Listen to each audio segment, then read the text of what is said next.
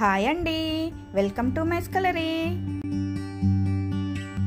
ఇవాల్టి మన రెసిపీ వచ్చి ములక్కాయ సూప్ అండి. దీని బొటానికల్ నేమ్ వచ్చి మొరింగా ఒలిఫెరా అండి. ఇది మల్టీపర్పస్ ఇండియన్ వెజిటేబుల్ అండి. దీంట్లో ఉన్న పోషక విలువల గురించి మనం వీడియో చివరిలో మాట్లాడుకుందాం. ఇప్పుడు మటుకు మనం దీన్ని కావాల్సిన పదార్థాలు, తయారీ విధానం ఏంటో తెలుసుకుందాం.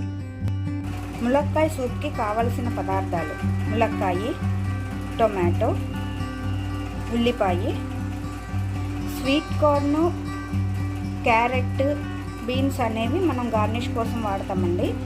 వీటిలో కావాల్సిన మెయిన్ ఇంగ్రీడియంట్ కార్న్ఫ్లోర్, తర్వాత రుచికి తగ్గ ఉప్పు, పసుపు, మిరియాల పొడి.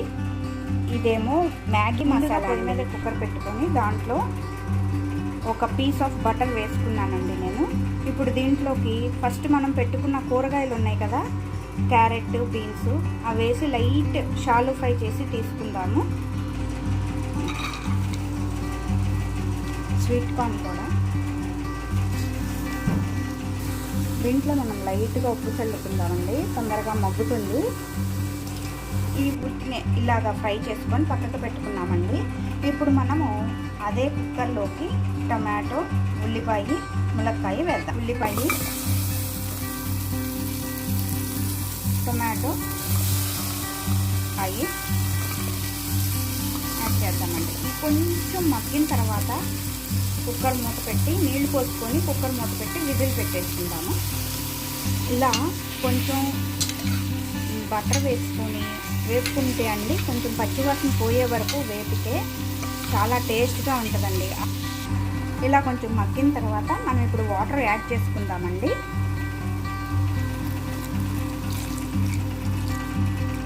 ఇవి బాగా ఉడకనివ్వాలి.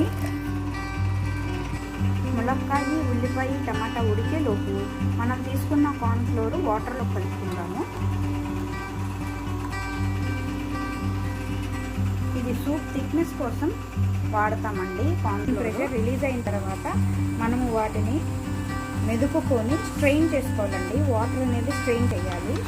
దీని ప్రెషర్ పోయిందండి, రిలీజ్ అయింది. ఇప్పుడు మనం దీన్ని ఓపెన్ చేసుకుందాము. చూసారా, బాగా మెత్తగా ఉడికినాయండి. ఇప్పుడు మనం దీన్ని వాటర్ తీసేసి, ఉన్న మిగతా వాటర్ అంతా తీసేసి కొంచెం మెదుపుకోవాలండి. ఎందుకంటే దీని ఫ్లేవర్ బాగా మెదుపుకున్న తర్వాత మనం దీంట్లోకి వాటర్ పోసుకుందామండి. నేను ఇప్పుడు ఒక టంబ్లర్ నిండుగా వాటర్ తీసుకొని పోస్తున్నానండి. ఈ వాటర్ అంతా ఒకసారి కలిపి మళ్ళీ స్ట్రెయిన్ చేసుకుందాము. ఇలా కలుపుకొని ఇప్పుడు మనం స్ట్రెయిన్ చేసుకుందాము.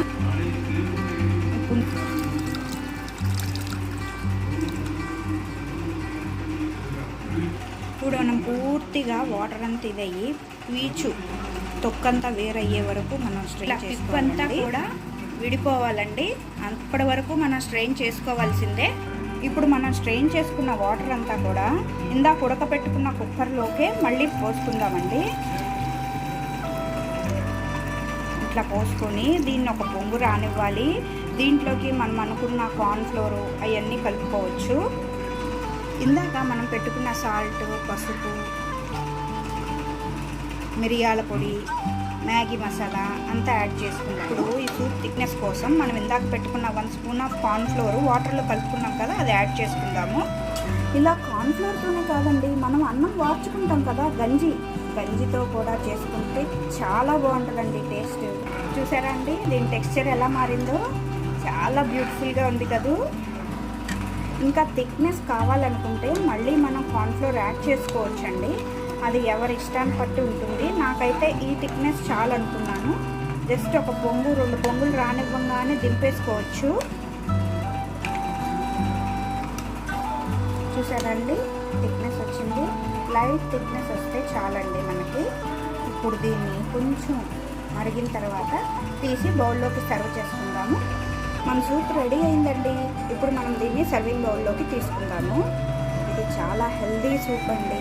ములక్కాయ తినని పిల్లలకు కూడా ఇలా చేసి పెడితే చాలా ఇష్టంగా తిని ఎప్పుడు చేయమని చెప్పి అడుగుతారండి. ఇలా సర్వింగ్ బౌల్లోకి తీసుకుని ఇప్పుడు మనం ఇందాక షాలో ఫ్రై చేసుకున్న కూరగాయ ముక్కలు వేసుకుందాము.